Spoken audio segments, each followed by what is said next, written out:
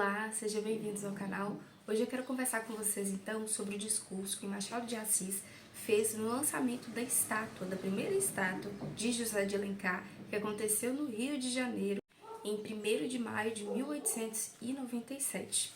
José de Alencar foi um escritor, do Guarani de Iracema, esses romances indianistas, também de Senhora, A Viuvinha e tantos outros, que nós podemos conhecer e ter o acesso.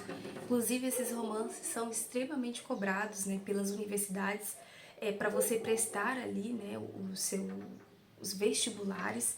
Então, são obras de peso, são obras que realmente fazem algum sentido e que contribuíram positivamente para a história do Brasil.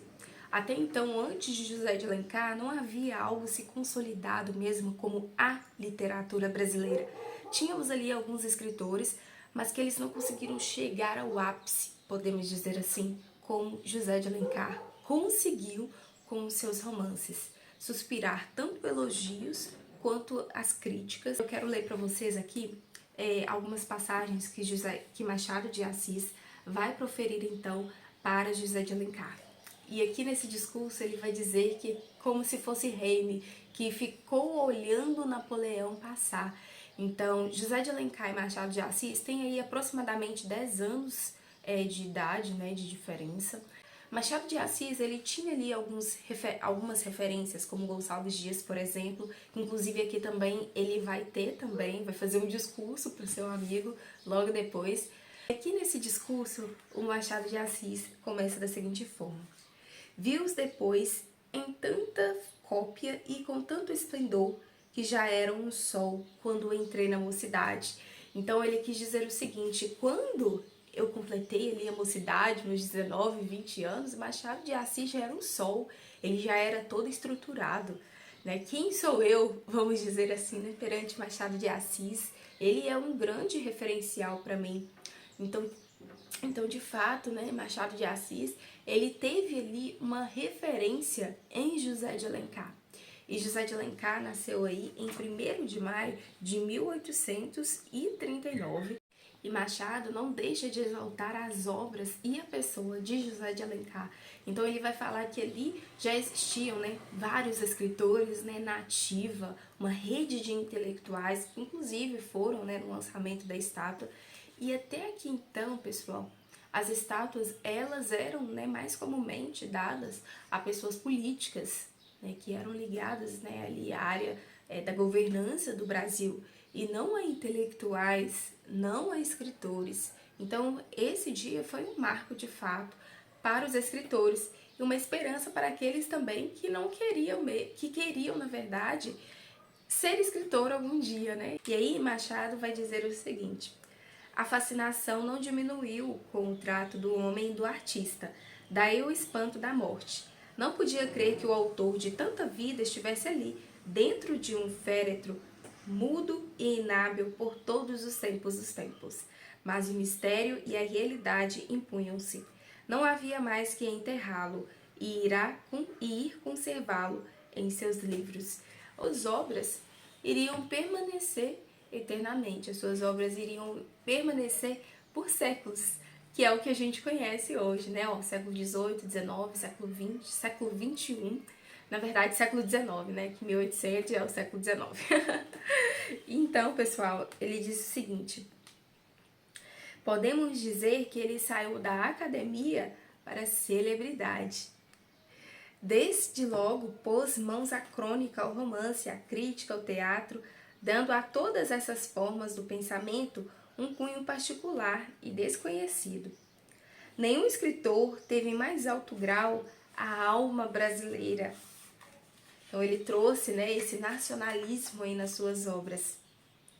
E o Machado também vai fazer um elogio à escrita de José de Alencar, que ele disse o seguinte: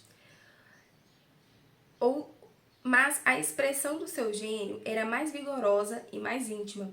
A imaginação que a sobrepujava nele, o espírito de análise, dava a tudo o calor dos trópicos e as galas viçosas de nossa terra. O talento descritivo, a riqueza, o mimo e a originalidade do estilo completavam a sua fisionomia literária. E aí ele vai dizer, né, que José de Alencar era uma alma solitária. E aqui nessa idade, né, Machado de Assis ele já tinha, né, uma estrutura literária. Então ele sabia fazer crítica, inclusive Machado de Assis desde cedo sabia fazer crítica. Se você lê no presente, passado e futuro da literatura, ele era jovem, ele frequentava uma rede de intelectuais, de escritores portugueses e brasileiros. Esses elogios que ele estava tecendo a José de Alencar, né, ele não estava tirando atrás da orelha. De fato, né, ele experimentou as obras de José de Alencar, passou no filtro. E olha só quem é Machado de Assis hoje. Então, eu me recordei ao lendo esse discurso, eu lembrei bastante, né, do versículo que fala que o mestre não é maior que seu senhor. Mas muitas obras que o mestre não consegue realizar, muitas vezes os discípulos vão conseguir estar realizando. Então, olha só, José de Alencar deixou um caminho, uma passagem para Machado de Assis, para hoje a gente conhecer ele como ele é, esse escritor grandioso que todos nós conhecemos, né? Ou amam ou odeiam, mas que todo mundo conhece, seja por temer aí em não ler as suas obras, mas se você é esse, desafie-se, ou por amar as obras, por querer sempre as obras. E aí ele vai dizer o seguinte: desenganado dos homens das coisas, Alencar volveu de todo às suas queridas letras. As letras são boas amigas, não lhe fizeram esquecer inteiramente as amarguras, é certo. Senti-lhe mais de uma vez a alma enjoada e abatida, mas a arte, que é a liberdade, era a força medicatriz do seu espírito. Enquanto a imaginação inventava, compunha e podia novas obras, a contemplação mental ia vencendo as tristezas do coração e o misantropo amava os homens. Então parece que foi uma fase difícil da vida de José de Alencar e que as letras, as artes foram ali o seu refúgio, foram a sua força amiga naquele momento.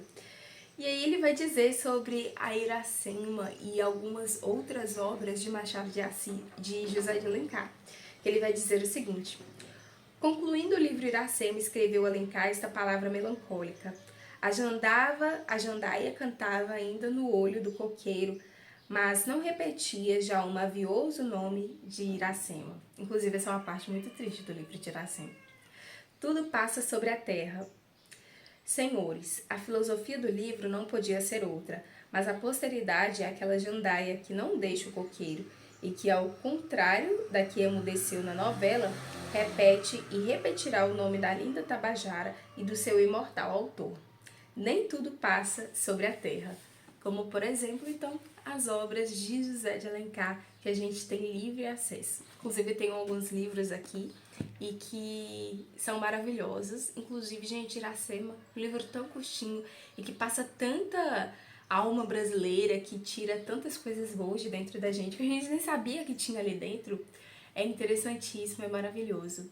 Esse é o poder dos clássicos, né, que a gente tem nas mãos, de levar a gente a pensar coisas impensáveis, de coisas boas, de pensamentos, de sentimentos, de nos fazer mesmo crescer intelectualmente na forma da gente pensar.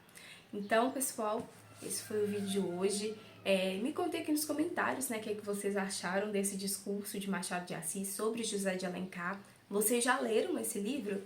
Eu espero que em algum momento vocês leiam esse discurso, porque é um discurso que envolve muito respeito de Machado para José de Alencar e algo aí que possa estar acrescentando também na sua vida literária. E a gente se vê no nosso próximo vídeo.